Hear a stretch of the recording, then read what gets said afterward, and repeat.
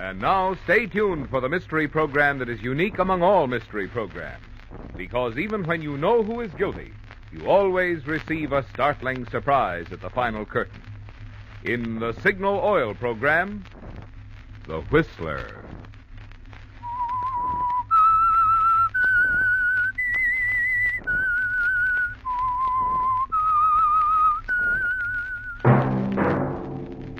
Signal, the famous Go Farther gasoline, invites you to sit back and enjoy another strange story by The Whistler.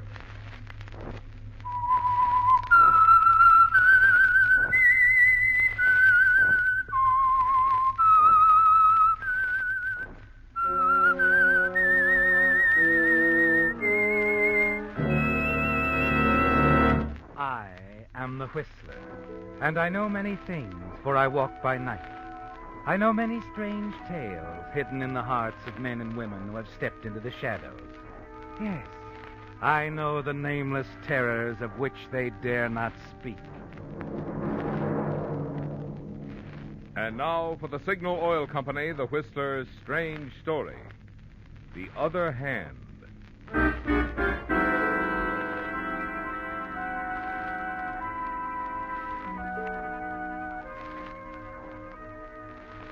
As he turned the brass knob of the heavy oaken door and stepped into the lobby, Clint Markham realized that the doctor was right.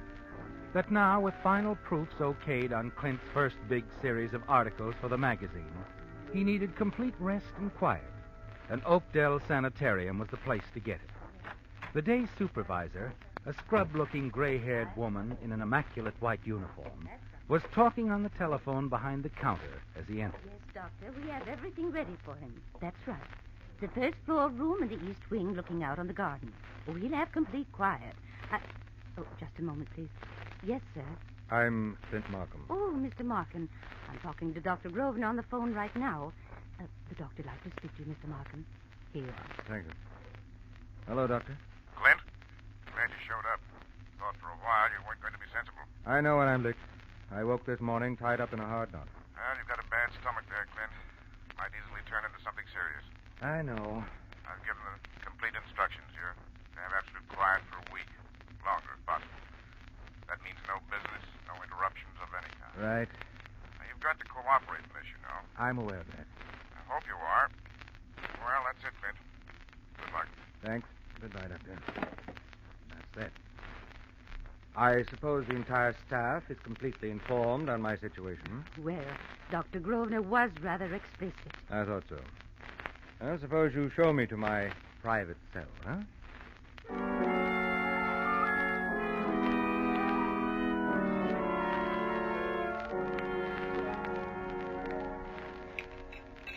I'm sorry, nurse. I can't eat a bite of this dinner. You've got the first day jitters. It'll take you a little time to relax. What about calls? Anyone phoned me this afternoon? Well, we've had instructions Oh, not... come on now. Who was it? Miss Susan Forrester. Huh? What'd you say? She said at 9 tonight she'd be at a little place called Rodolfo's at 8th and Greenway. I explained, of course, that you couldn't be there. Oh, good. She needs to be told no once in a while. Take this tray away, will you? I think I'll try and sleep. You're being very sensible, Mr. Markham. I'll leave this sleeping pill for you. I don't want to be disturbed under any circumstances until tomorrow morning. Take care of that, will you? Of course. Good night, Mr. Markham. Good night.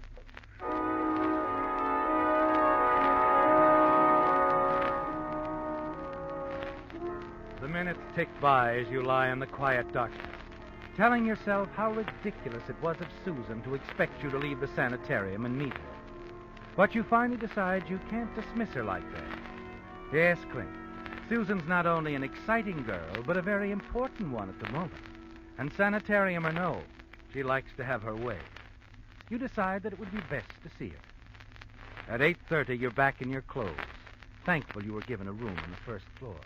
And to avoid an argument in the lobby, you leave by the French windows leading out through the garden to the street beyond. Taxi!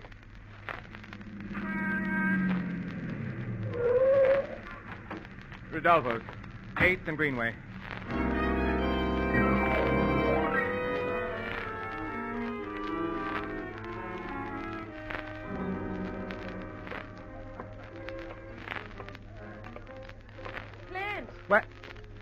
Oh, Lenore.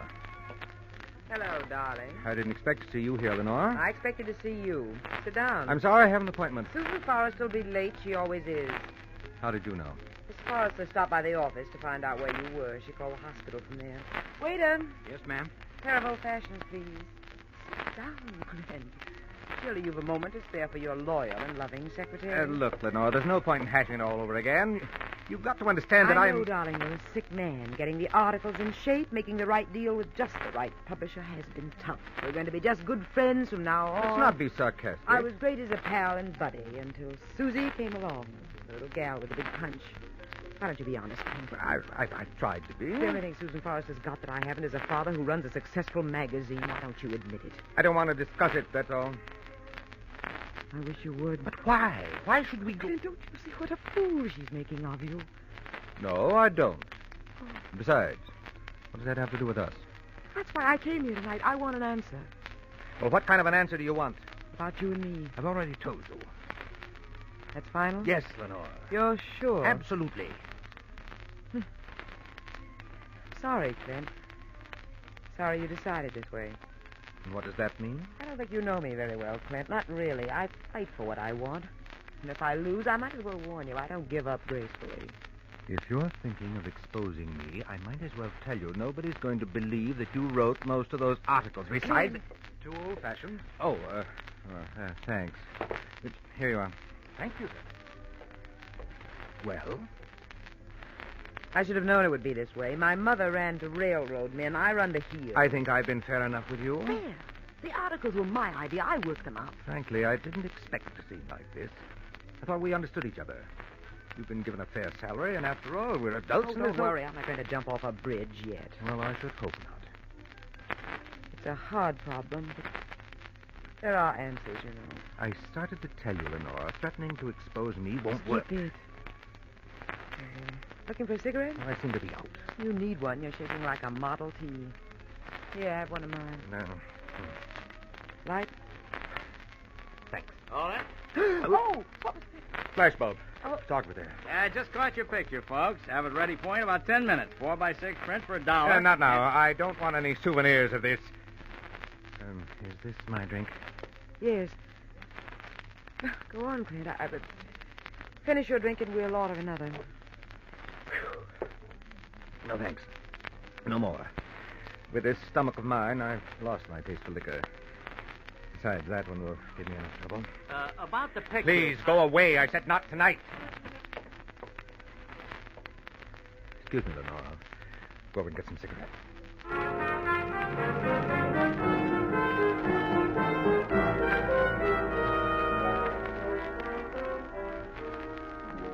But it's not the cigarettes, is it, Clint? You have to get away from Lenore for a moment to think. As you fumble with the levers on the cigarette machine, you glance in the mirror on the front of it and see yourself there, white-faced, beads of perspiration standing out on your forehead. You realize she knows you were bluffing, that she can tell just by looking at you. Yes, Lenore can ruin you, and she knows it. Somehow, you've got to come to terms with her. As you start to return to the table... Oh. Going too soon, Lenore? Well, yes, I've got to run, Clint. Well, let me take you. No, you'd better wait for Miss Forrester. I insist, Lenore. We have a little more talking to do, you know. Come on. Boss's orders.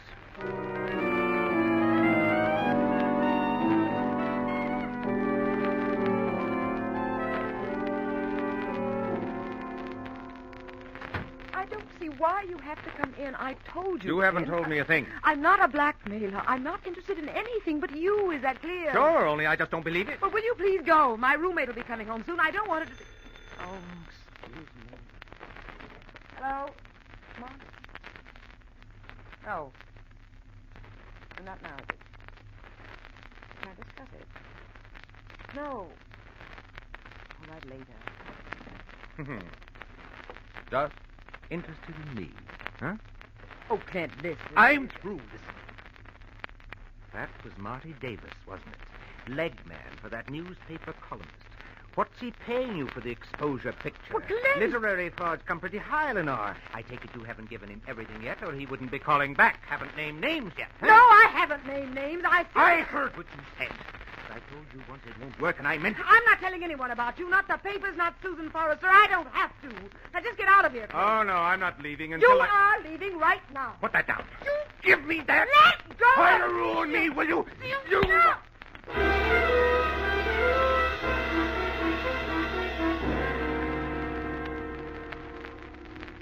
The next few minutes are a blank. Impressions, visions, images, colors, swirling up like a whirlpool in your mind.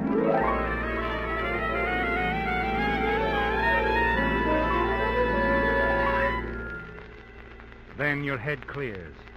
You find yourself moving mechanically, wiping your fingerprints from the heavy candlestick. Later, you find yourself running blindly down a darkened street. You remember the sanitarium, the open French doors, the room you can return to without being missed, the one way out. A moment later, you're climbing in a cab. And as the driver pulls away from the curb, you try and calm yourself. Stop the blood from pounding in your brain. Still the agonizing pain in your stomach. You're sure there's no way they can connect your being with her tonight, Clint. No one could possibly have recognized you together. Your eye wanders to the back of the cab seat, the driver's license, his picture. Then everything freezes inside you as you remember something. Stop the car. I forgot something.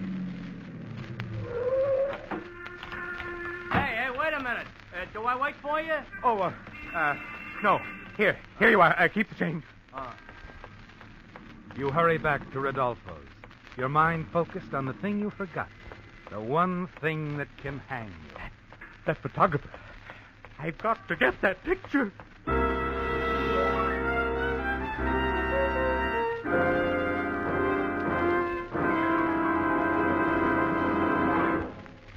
Since only 13 shopping days remain until Christmas, I have a brilliant last-minute idea. There's no finer present than a switch for that forgotten name on your gift list. The forgotten name I'm referring to is your car, and the switch I'm suggesting is a switch to Signal. You'll all agree, I'm sure, that Signal must have something to have grown so in popularity from a small start in Southern California into an organization of independent dealers serving 7 Pacific Coast states from Canada to Mexico. You also know about Signal's good mileage that has made it known as the Go Farther gasoline.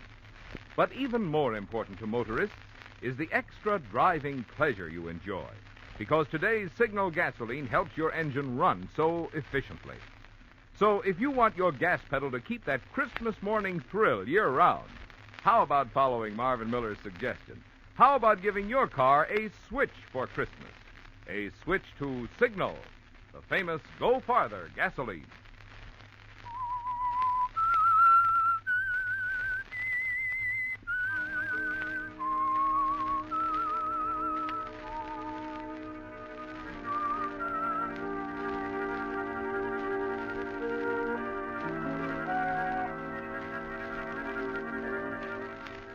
Well, Clint, you've killed your secretary, Lenore, haven't you? It doesn't matter now that you didn't mean to kill her. The terrible and important fact is that she's dead, where you left her on the floor of her apartment. And you realize the only thing that can save you is an ironclad statement from the authorities at Oakdale Sanitarium that you were in your room asleep at the time of Lenore's death. And it would be so simple, Clint, if it weren't for one little thing. The fact that a nightclub photographer took a notion to snap a picture of the two of you together. And only half an hour before Lenore died. You fight your way through the crowds on Greenway Street to Rodolfo's. Hesitate a moment in the lobby entrance, realizing that you mustn't be seen. Then you step into one of the several phone booths. Look up Rodolfo's number, dial it. Then a moment later, a girl at the cashier's desk, whom you can see easily from your position in the phone booth, picks up her phone. Rodolfo's restaurant. Miss, I wonder if I could talk to the chap who takes the pictures. Yes? Hold the phone a minute, sir. I'll see if he's around. Thank you. You watch from the phone booth as the girl leaves the desk to look for the photographer. You open the door of the warm booth slightly, mop your forehead as you sit there waiting.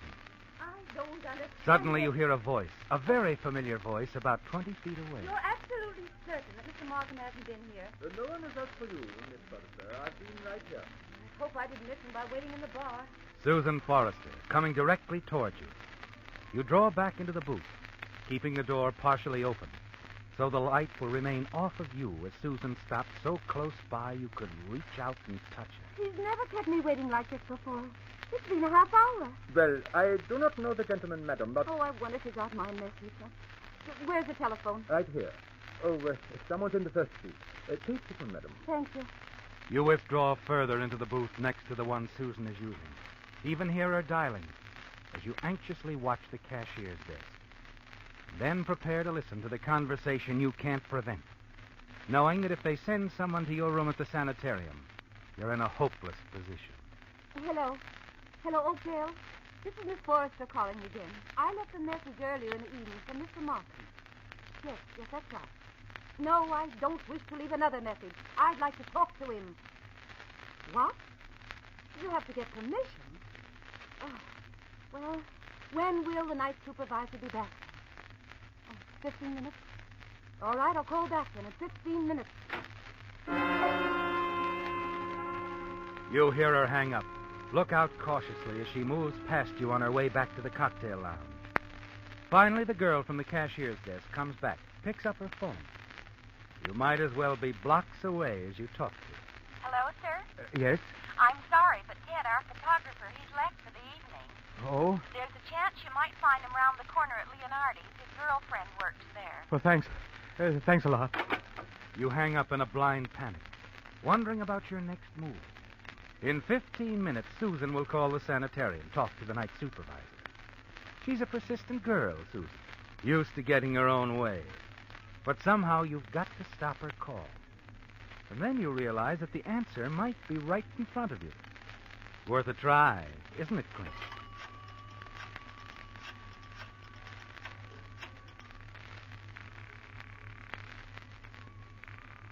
Rodolfo's restaurant. Hello. My name is Clint Markham. Yes, sir? I was to meet a young lady there, a Miss Susan Forrester. Would you page her for me, please? Just a moment. You might try the cocktail lounge. Yes, sir. You wait anxiously, and then smile as you see Susan crossing from the cocktail lounge to the cashier's desk, such a very short distance from her. She picks up the phone. Hello? Hello, Susan. Clint, where are you? I'm at the sanitarium, dear. But I left a message hours ago. Didn't you get it? Miss Susan, they are very narrow-minded here. They insist that their patients obey doctor's orders. Oh, you're as well as I am. Dr. Grosvenor doesn't think so.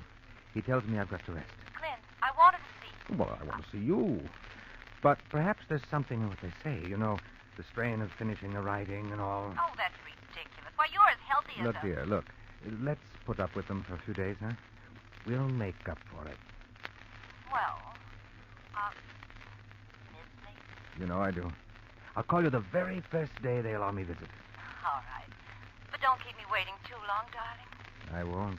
Good night, dear. Good night. There's still a chance, Clint. One more call now. You look up the number quickly. J-K-L-L. Leon. Leonard. Leonardi.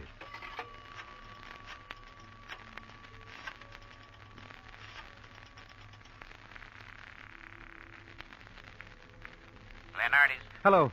Is Ted the photographer from Rodolfo's there? Ted? Sure, he's here. Who could I talk to him, please? Wouldn't be surprised if he's all talked out. His girlfriend gave him the bounce tonight. Please, put him on. Okay. You're shaking, aren't you, Clint, with nervousness and anxiety? You've got to make it quick. Find out about the picture. Get it and the negative. Get back to the sanitarium without being seen by anyone who could link you with Lenore's death. Finally, you hear the voice of the photographer. Oh? What do you want? Ted? Yeah, this is Ted. Well, look, Ted, I'm in a hurry and... Well, go on. No. Listen. You took a picture tonight at Rodolfo's, a girl who... Oh, yeah, that's how my little Julianne made the grade. With a picture I took.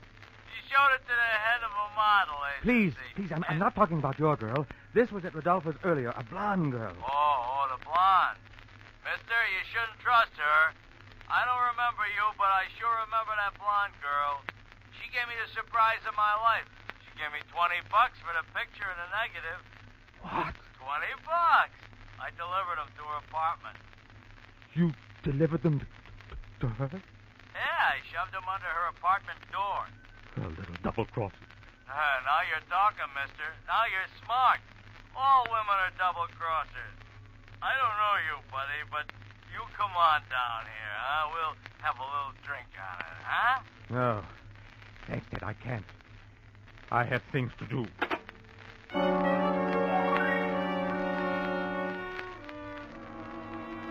Yes, Clint, you have got things to do. The most important is get that picture in negative.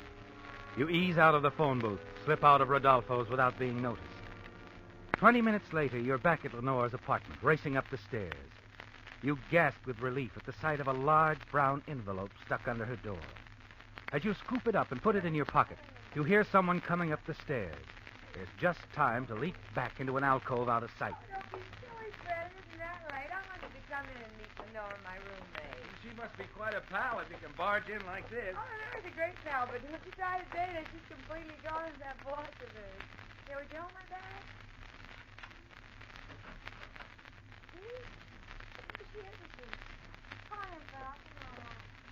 As they enter the apartment, you slip from the alcove and dash down the hall.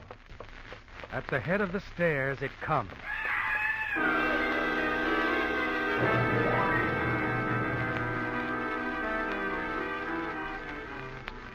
Not until you're several blocks away and safe in a cab do you slide the picture from its envelope, glance at it in the dim light. Makes you tremble a little, doesn't it, Clint? Sets off the nervous stomach. Lenore, alive only a few hours ago, reaching over to light your cigarette. Seems years now. You say you want out at 110th Street, mister? That's right. I'll walk the rest of the way.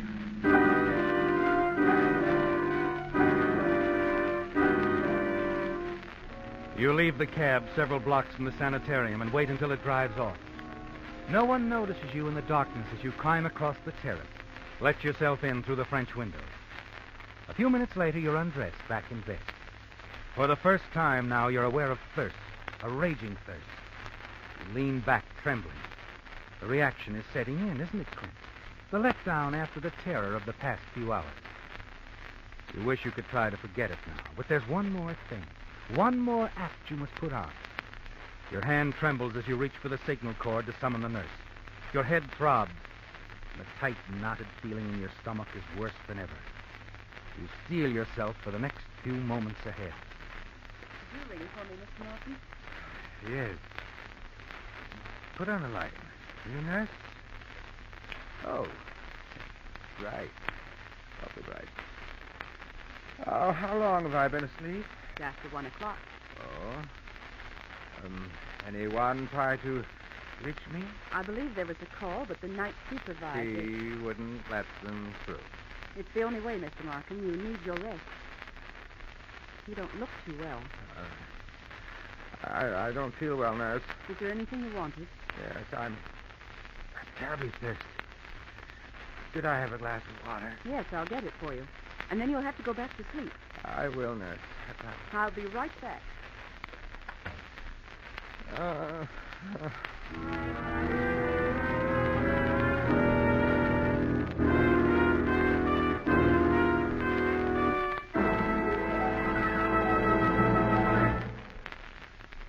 While watching some Christmas shoppers the other day, I couldn't help feeling it's too bad folks aren't as careful in selecting their motor oil as they are in selecting Christmas gifts. If they were, a lot more motorists would switch to New Signal Premium, the heavy-duty type motor oil that reduces engine wear due to lubrication 50%. Just think what a 50% reduction in engine wear can mean to your car's performance and your budget. By reducing engine wear 50%, New Signal Premium should help your car keep its like-new pep and power twice as long. By reducing engine wear 50%, New Signal Premium should help your car go twice as far before needing an expensive engine overhaul. Yet, in the face of increasing costs, these important benefits are yours to enjoy at no increase in price at Signal service stations. Aren't those reasons aplenty to decide right now to get your next oil change at a Signal station? Get it changed to New Signal Premium, the heavy-duty type Signal motor oil that reduces engine wear due to lubrication 50%.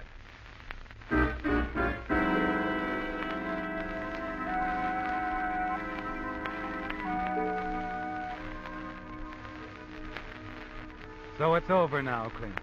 And you're back in your bed at the sanitarium. You're certain that Susan, the nurse, and attendants all believe you've been in your room all evening.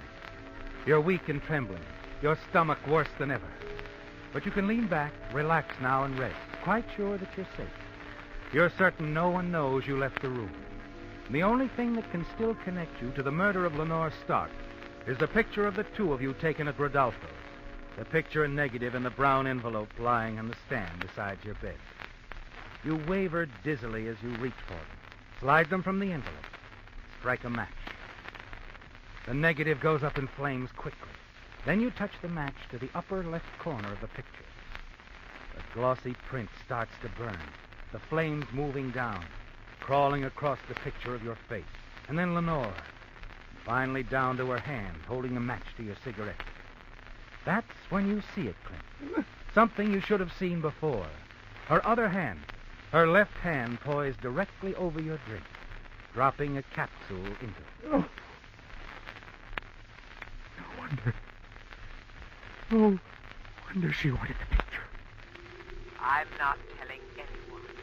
I don't have to. The flame becomes a blur, Clint. A cloud engulfs you. The walls of the room and the bed draw away, fading.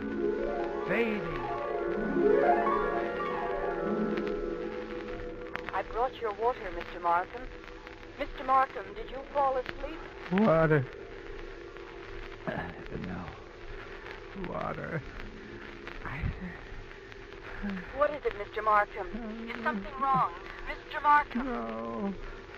It's too late.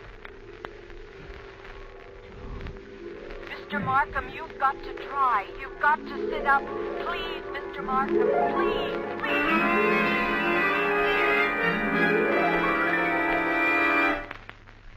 I came back with the water, Doctor.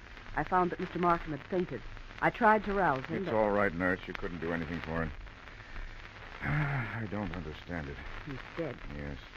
And judging from his color and expression, I think we'll find it was some sort of slow-acting poison. But there isn't any poison here. Where in the world could he have gotten it, Doctor? Why, he hasn't put his foot out of this room all night.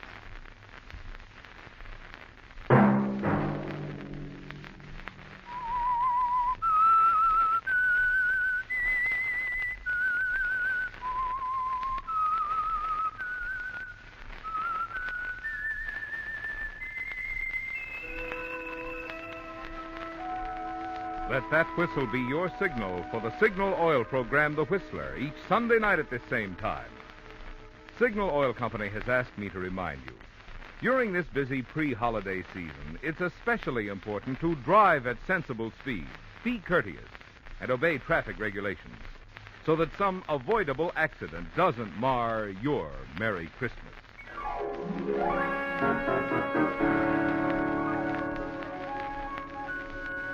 Featured in tonight's story were Bill Foreman as the Whistler, Ted Osborne, Betty Lou Gerson, Monty Margetts, G.G. Pearson, Jerry Hausner, and Ted Von Els. The Whistler was produced and directed by George W. Allen, with story by Joel Malone and Harold Swanton, music by Wilbur Hatch, and was transmitted overseas by the Armed Forces Radio Service. The Whistler was entirely fictional, and all characters portrayed on The Whistler are also fictional. Any similarity of names or resemblance to persons, living or dead, is purely coincidental. Remember to tune in at this same time next Sunday, when the Signal Oil Company will bring you another strange story by the Whistler entitled Curiosity Killed a Cat, in which greed and desire set off a murder on the high seas, resulting in a daring flight through a storm by the killer. Marvin Miller speaking for the Signal Oil Company. Stay tuned now for Our Miss Brooks, starring Eve Arden, which follows immediately over most of these stations. This is the CBS Radio Network.